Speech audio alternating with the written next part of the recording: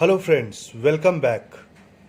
आज हम पढ़ेंगे फंडामेंटल थ्योरी ऑफ अर्थमेटिक, जो रियल नंबर का ही पार्ट है, जिसमें हम एक्सरसाइज 1.2 एनसीईआरटी के कुछ इंपॉर्टेंट क्वेश्चंस भी बनाएंगे। चलिए स्टार्ट करते हैं। फंडामेंटल थ्योरी ऑफ अर्थमेटिक में सबसे इम्पॉर्टेंट है जो ये थ्योरी है, वो कहता है कि कोई भी कंपोजिट नंबर को हम प्राइम फैक्टर्स में फैक्टराइज कर सकते हैं। कंपोजिट नंबर का मतलब पहले समझते हैं। जैसे अगर कोई नंबर दिया है 6, ठीक है, तो ये 6 का फैक्टर्स क्या क्या है? 2 और 3, जो हमने प्रीवियस 8-9 में पढ़ा है। 6 इक्वल टू 2 इंटू 3, ये हमारा क्या हो गया? Prime factors. ठीक है, तो कोई भी नंबर जिसको हम फैक्टराइजेशन करते हैं, मतलब उसको फैक्टर्स में डिस्ट्रीब्यूट करके शो कर सकते हैं, उसी को कहते हैं कंपोजिट नंबर। ठीक है, कंपोजिट नंबर में कभी भी, जैसे ये 6 है तो इसके फैक्टर में 1 कभी नहीं जुड़ेगा, नेवर, और 6 कभी नहीं जुड़ेगा। ये मैं क्यों बता रहा हूं? क्योंकि देखिए, प्राइम नंबर्स में क्या होता है कि अगर 7 है तो 7 क्या क्या चीज़ से डिविजिबल है? एक तो 7 से डिविजिबल है और दूसरा 1 से। ठीक है, तो इसका फैक्टर्स क्या हो गया? 7 और 1। बट कंपोजिट नंबर में अगर 6 है तो इसका 2 और 3 फैक्टर्स होगा। 1 और 6 को हम इंक्लूड नहीं करते हैं। ये इंपॉर्टेंट है ये कंसेप्ट, क्योंकि हमारा 1.2 एक्सरसाइज में क्वेश्चन भी दिया हुआ है कि आप शो कीजिए कि जो एक्सप्रेशन दिया हुआ है दैट इज कंपोजिट नंबर और नॉट। ठीक है, चलिए आगे बढ़ते हैं। ये एक फॉर्मूला है, सिंपल सा फॉर्मूला है। देखिए, x इंटू वाई मीन्स कि जैसे इस क्वेश्चन में given that HCF equal to 9, find the LCM इतना, मतलब इस फॉर्मूला में पुट करते हैं x इंटू वाई। तो यहाँ पे x अगर 306 को ले लेते हैं और y हमारा 657 है, तो क्या हो जाएगा?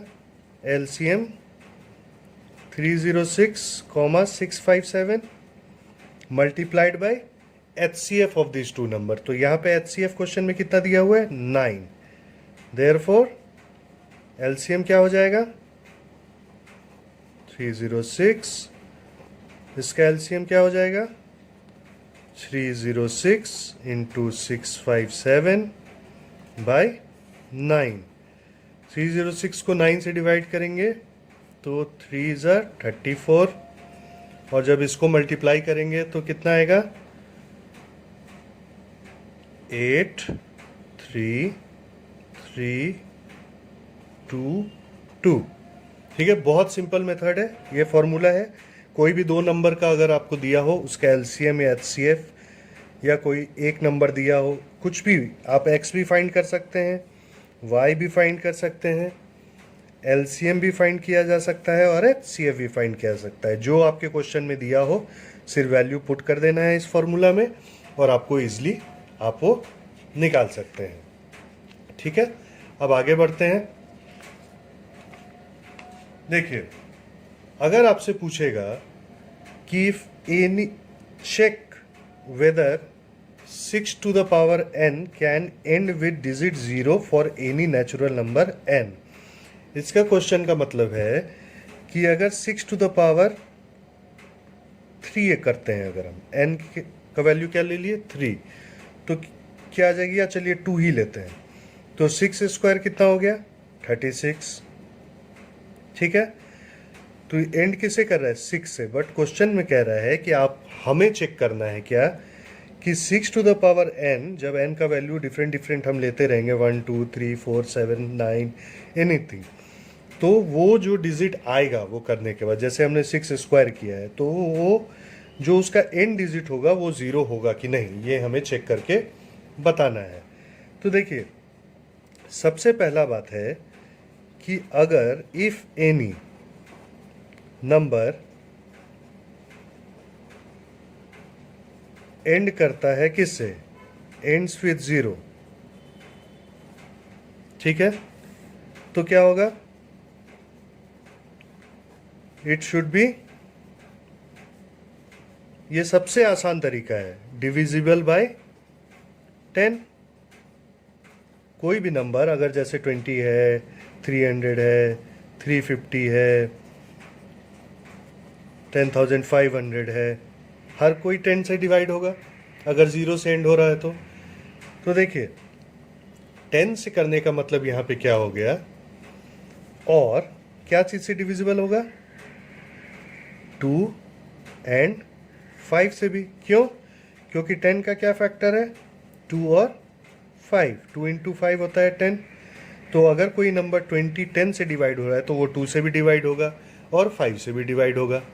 वेरी सिंपल, ठीक है।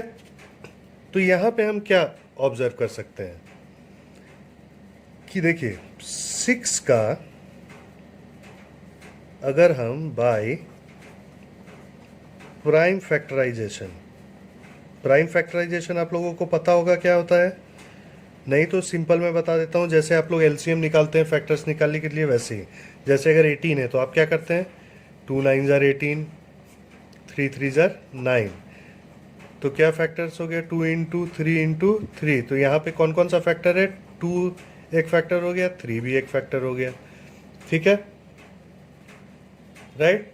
तो बाय प्राइम फैक्टराइजेशन 6 का क्या होता है, 2 इंटू 3। अब देखिए कुछ भी पावर अगर इस पर देंगे तो दोनों साइड में सेम पावर देना पड़ेगा, तो आ गया यहाँ पे 6 टू द पावर n और 2 into 3 to the power whole to the power n, ये एक फॉर्मेट आ गया।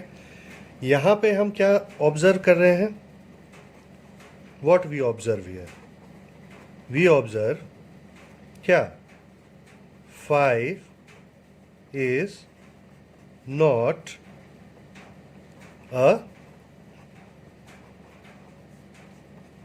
प्राइम फैक्टर ऑफ 6, ठीक है। जब हमने इसको 2 इंटू 3 इसके फैक्टर्स में डाला है तो यहाँ पे हमने क्या देखा कि 5 एक प्राइम फैक्टर नहीं है।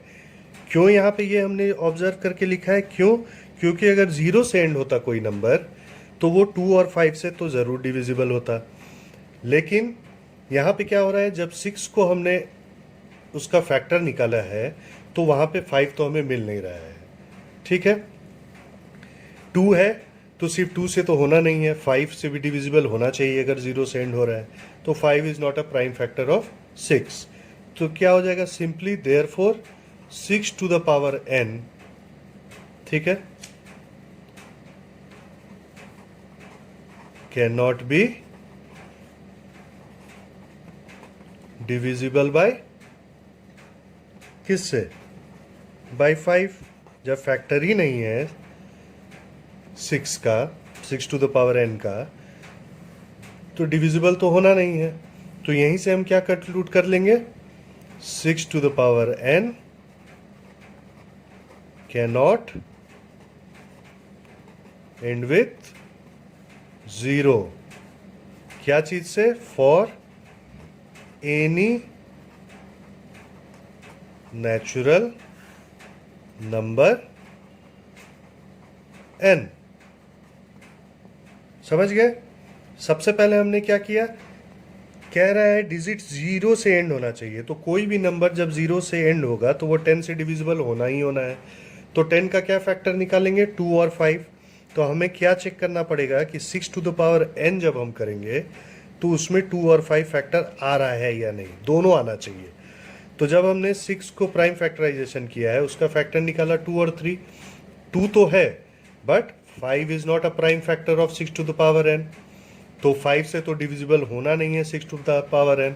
देयरफॉर हम ये कह सकते हैं कि 6 to the power n, n का जब भी कोई भी नेचुरल नंबर इसमें पुट करेंगे तो वो 0 से एंड नहीं होगा, राइट।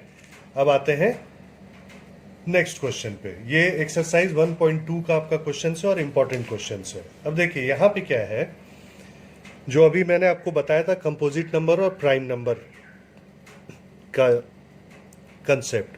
कंपोजिट नंबर में क्या होगा, फैक्टर्स होना चाहिए, ठीक है। तो यहाँ पे कह रहा है कि ये दो एक्सप्रेशन दिया हुआ है 7 इंटू 11 इंटू 13 प्लस 13 और 7 into 6 into 5 into 4 into 3 into 1 plus 5 are composite number है कि नहीं, ये एक्सप्लेन करिए कि ये दोनों कंपोजिट नंबर क्यों हैं। तो सिंपल सी बात है, चलिए 7 इंटू 11 इंटू 13 प्लस 13 ये एक्सप्रेशन है, ठीक है। इसको हम ऐसे लिख सकते हैं 7 इंटू 13 को कॉमन ले लेते हैं, 7 इंटू 11 इंटू यहाँ पे 1 हो जाएगा और प्लस 1 हो जाएगा, तो क्या हो गया 13 77 प्लस 1, राइट। अब क्या हो गया 13 78, ठीक है। अब इसको भी ब्रेक कर लीजिए 78 को, 13 6 78 होता है, ठीक है। तो ये क्या हो गया 13 इंटू 13 इंटू 6, ठीक है। तो हम यह कह सकते हैं कि ये जो एक्सप्रेशन दिया हुआ था, this expression has 13 and 6 as its factors। Composite number के लिए क्या इंपॉर्टेंट है जानना कि फैक्टर्स उसका है कि नहीं। तो ये जो एक्सप्रेशन हमारा दिया हुआ था उसका फैक्टर्स क्या निकला 13 and 6। इट मीन्स कि it is a composite number, right. अब क्या है नेक्स्ट एक्सप्रेशन, क्या है हमारा, सेम प्रोसेस करेंगे 7 into 6 into 5 into 4 into 3 into 2 into 1 plus 5। अब देखिए यहाँ पे प्लस 13 था तो कॉमन हम लोग क्या ले लिए 13, यहाँ पे क्या है 5, तो हम क्या करेंगे यहाँ पे 5 को ही कॉमन ले लेते हैं, तो क्या हो जाएगा 7 इंटू 6, यहाँ 1 हो जाएगा तो इसको एक्सक्लूड कर देते हैं, 3 इंटू 2 इंटू 1 प्लस 1 आ जाएगा हमारा, ठीक है। तो जब हम इसको मल्टीप्लाई करेंगे 7 6 42 12 6 4 जा 24, 42 24 को मल्टीप्लाई करेंगे तो हमारा आएगा 1008 प्लस 1 आ जाएगा, तो क्या आएगा 5 इंटू 1009। अब 1009 को आप प्राइम फैक्टराइजेशन से करेंगे तो इसका प्राइम फैक्टर्स आएगा नहीं, ठीक है। ये प्राइम नंबर है तो ये आपका दो फैक्टर्स आ गया। तो यहाँ भी क्या लिख सकते हैं कि दिस एक्सप्रेशन हैज, सेम चीज, this expression has 5 and 1009 as its factor, therefore it is a composite number। बहुत सिंपल क्वेश्चंस है और फुल मार्क्स लाने वाले क्वेश्चंस है। तो हमने प्राइम फैक्टराइजेशन से जो बनता है फंडामेंटल थ्योरी ऑफ अर्थमेटिक, जो रियल नंबर्स के चैप्टर में है, जिस पे बेस्ड क्वेश्चंस जैसे आते हैं वो मैंने आपको बताया। आप इसको एक बार गो थ्रू करें पूरे वीडियो को अच्छे से और प्रैक्टिस करें बुक से। कोई दिक्कत आए तो आप कमेंट सेक्शन में कमेंट करके मुझे बताइएगा कि मुझे क्या, आप लोगों को क्या प्रॉब्लम है, उसको सॉल्व कर दूंगा। Thank you students. अगर आपने अभी तक सब्सक्राइब नहीं किया है मेरा चैनल तो प्लीज़ सब्सक्राइब करें, वीडियो को लाइक करें, कमेंट करें और आगे शेयर भी करें। बहुत सारे वीडियोज़ है डिफरेंट चैप्टर्स के, आप गो थ्रू करें। अगर आपने पार्ट 1 नहीं देखा है रियल नंबर्स का तो ज़रूर से देखें, पूरा कंसेप्ट आपका क्लियर हो जाएगा। Thank you students, happy learning. मिलते हैं नए वीडियो में नए चैप्टर और नए लर्निंग के साथ।